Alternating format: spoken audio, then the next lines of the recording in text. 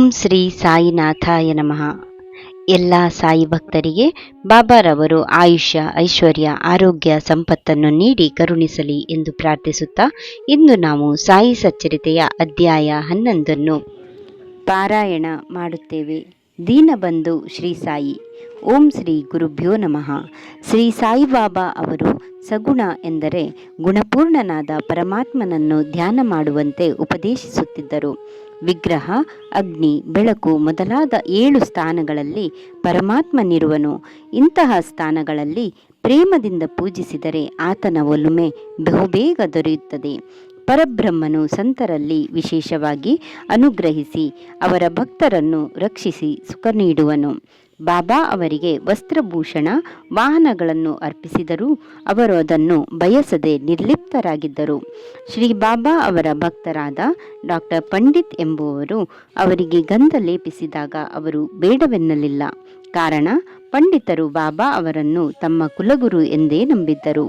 ಕೆಲವು ಬಾರಿ ಬಾಬಾ ವಿಚಿತ್ರವಾಗಿ ವರ್ತಿಸುತ್ತಿದ್ದರು. ಭಕ್ತರನ್ನು ಬೈಯುತ್ತಾ ಗದರಿಸುತ್ತಿದ್ದರು. ಇನ್ನೊಮ್ಮೆ ಮಾತೆಯಂತೆ ಮುದ್ದಿಸಿ ರಕ್ಷಿಸುತ್ತಿದ್ದರು. ಶ್ರೀ ಸಾಯಿನಾಥರು ತಮ್ಮ ಭಕ್ತರನ್ನು ಆಯ್ಕೆ ಮಾಡುವುದೇ ವಿಚಿತ್ರವಾಗಿತ್ತು. ಹೀಗೊಮ್ಮೆ ಹಜ್ ಯಾತ್ರೆ ಮುಗಿಸಿದ ಸಿದ್ದಿಕ್ ಫಾಳ್ಕೆ ಅವರಲ್ಲಿಗೆ ಬಂದರು. ಅವರನ್ನು ಮಸೀದಿಯೊಳಗೆ ಸೇರಿಸಲಿಲ್ಲ. ಶ್ಯಾಮ ಅವರ ಮೂಲಕ ಬಾರ್ವಿ ಎಂಬ ಬಾವಿಯ ಬಳಿ ಬರುವಂತೆ ಬಾಬಾ ಸೂಚಿಸಿದರು.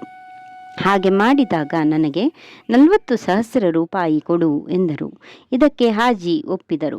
ಮಸೀದಿಯಲ್ಲಿ ಆಡನ್ನು ವಧಿಸಿ ಅದರ ಮಾಂಸವನ್ನು ತಿನ್ನು ಎಂದಾಗಲೂ ಒಪ್ಪಿದರು. ಆಗ ಬಾಬಾ ಅವರನ್ನು, ನೀನು ಕುರಾನ್ ಪಠಿಸಿ ಉಪಯೋಗವಿಲ್ಲ, ಮೆಕ್ಕಾ ಯಾತ್ರೆ ವಿಫಲವಾಯಿತು ಎಂದು ಗದರಿಸಿ 55 ರು ಕೊಟ್ಟು ಅಹಂಕಾರ ನಿವಾರಣೆ ಮಾಡಿದರು. ಬಾಬಾ ಅವರಿಗೆ ಪಂಚಭೂತಗಳ ಮೇಲೆ ಹತೋಟಿಯಲ್ಲಿತ್ತು. ಶಿರಡಿಯಲ್ಲಿ ಬಿರುಗಾಳಿ ಬಂದಾಗ ಮಸೀದಿಯಲ್ಲಿ ಧ್ವನಿಯನ್ನು ಚಾವಣಿಯನ್ನು ತಲುಪುವಂತೆ ಉರಿದಾಗ ಶಾಂತನಾಗು ಎಂಬ ಮಾತಿನಿಂದ ವಾಯು, ಅಗ್ನಿಗಳನ್ನು ನಿಯಂತ್ರಿಸಿದರು. ಶ್ರೀ ಸಾಯಿಬಾಬಾ ಅವರನ್ನು ದೃಢರಾಗಿ ನಂಬಿದವರ ಕ್ಲೇಶ ನಾಶವಾಗುತ್ತದೆ ಎಂಬಲ್ಲಿಗೆ ಶ್ರೀ ಸಾಯಿ ಸಚ್ಚರಿತೆಯ 11ನೇ ಅಧ್ಯಾಯ ಮುಕ್ತಾಯವಾಯಿತು. ಓಂ ಶ್ರೀ ಸಾಯಿನಾಥಾಯ ನಮಃ.